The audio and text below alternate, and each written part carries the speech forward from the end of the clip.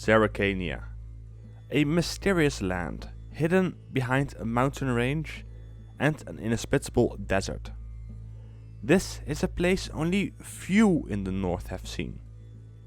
Their society and culture is very different from Nordlings or even Nilfgaard.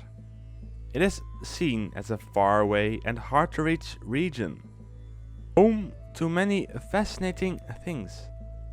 But what do we actually know about Zerrikania? Zerrikania is for many a fascinating place due to how different it is from the north. But also part of it, what makes it so appealing, is that it is shrouded in mysteries. Most, if not all, of the stories that make it to the northern realms about this land come from traders. And who knows if they can be trusted. One thing that we know for sure is that Zerrikania lies to the east of the continent where The Witcher takes place. To get there, you have to either go through Elskadek Pass or by boat. The merchants almost always seem to go by boats across the south side of Nilfgaard. But if you decide to go by land, you will have to go through Elskadek Pass. To get to this pass, you first have to pass through Solveiga Gate, which is located around where Tirtoshire and the Blue Mountains meet, with the Fairy Mountains laying to the east. From the Solveiga Gate, you can go through Elskadek Pass, which will lead you to Zerrikania. But the road is very dangerous. The pass is home to criminals, murderers, cultists and cannibals. Those who take the path to Zerrikania are most desperately trying to get away from the north, for it is no easy trip. If you go by horse, there is a high chance that you will die before you even get to the pass. And so, when you enter, you have to be very careful. I mentioned the scum that roams this pass. Because of them, travelers have to be very careful.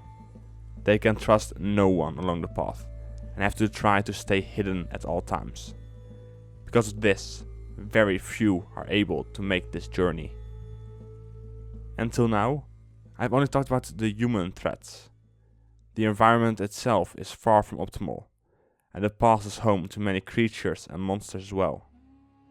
This also includes giant rats, referred to as skrek.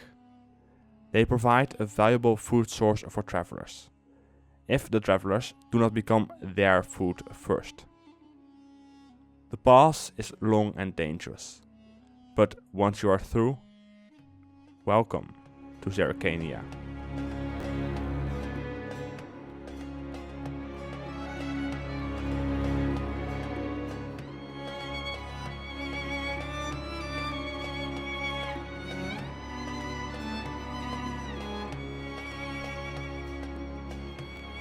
Once you've arrived in Zerrikania, you can travel further north towards Haugen, a land which is kind of similar to the Mongols.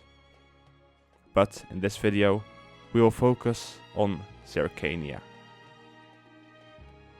The arrival in Zerrikania is most likely not what you expect, as after passing through the Elskadek Pass, you will enter a thick primeval forest. The landscape will slowly transition into dry steppes and deserts, and eventually barren plateaus. The landscape is not very hospitable to humans, at least most of it is not, but some of the barren plateaus have canyons going through them. The largest of these canyons is said to be about 3 kilometers or about 16 to 1700 geralds deep, and within its walls it holds a large oasis filled with waterfalls, pools, plants, trees and life. It is in this gorge and some other similar canyons where most of the humans in Zerrikania live. If you were to go from one end of the largest canyon to the other, it would take you approximately 5 days. These canyons are by far one of the most fascinating parts of Zerrikania, as when it comes to the landscape, to me at least, as within them most of the life in the harsh Zerrikanian deserts can be found. Within the large canyon, there are some plants that can only be found in one other place than Zerrikania, and that is brocolon, which results in some very rare specimens, which could be used for special alchemy potions. But Zerrikania is far from mostly just a desert. The land is varied and home to many creatures not found in the north, or in Nilfgaard, like for example tigers, antelopes, ostriches, jackals, camels and leopards. But not only regular beasts have made their home in this land. There are also plenty of monsters around, including giant spiders, basilisks and plenty of other desert and sand dwelling creatures. But not every threat and living creature can be seen easily. There are some parasites, like a certain type of fly that lays its eggs in the head of a living creature or human. The larvae are said to feed on the host's brain once they eventually hatch, until they eventually leave via their victim's eye sockets, which isn't very pleasant. Zerrikania is inhabited by humans. Their culture, however, is nothing like what is found in the West, as in Zerrikania, the women are the ones who rule, fight and become priestesses, while the men tend to the farms, trade and do other stuff. Zerrikania is a matriarchy and is ruled by a queen. As far as I could find, no king has ever ruled this land, and it has always been a woman. The title of queen is passed down from mother to daughter. However, one might decide that they are not worthy or do not want the title. In that case, a vote is cast, in which 3 women will be selected. After this vote, there is another vote, which will choose the new ruler of Zerrikania, who would pass on the title to her daughter and her granddaughter after her daughter. These 2 fighters, for they are Thea and Vea, Porter's companions. They are described in the books as having tattooed stripes going from their eyes to their ears, being very muscular and having powerful thighs that could be seen beneath the lynx skin wrapped around their hips.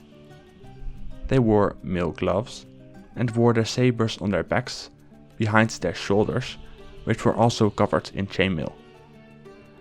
And last but not least, they had blonde hair, which is something that is often overlooked. The Zerrikanians have never been described by the skin color in the books. It is just an assumption that it could be dark skinned, although it seems more likely that they would share a similar skin tone to the Amazons of mythology, as that seems what they're based on. Thea and Vea are part of a group from Zerrikania known as the Free Warriors. Their goal is to travel the world and search and protect dragons. The group was said to be founded by a former queen of Zerrikania, named Marinavileth, who ruled during a time which I could not find. The Free Warriors gained their notoriety over years. They were very capable of handling themselves in fights, and would often be stronger and faster than their male opponents. They are fast with their blades, being able to cut someone down before anyone even has time to see them draw them. They are good at what they do, and they know it. Some of them are even able to challenge Witchers. Most of the Free Warriors, if they are anything like Thea and Vea, are not fluent in the common tongue, but they can understand parts of it. They are also said to be pretty quiet, which some people like Porch appreciate. It is something you most likely expected to be mentioned at some point in this video. Dragons. Dragons are very important to Zerrikania and its people. Their worshipping of these creatures is even considered to be the main religion in this land.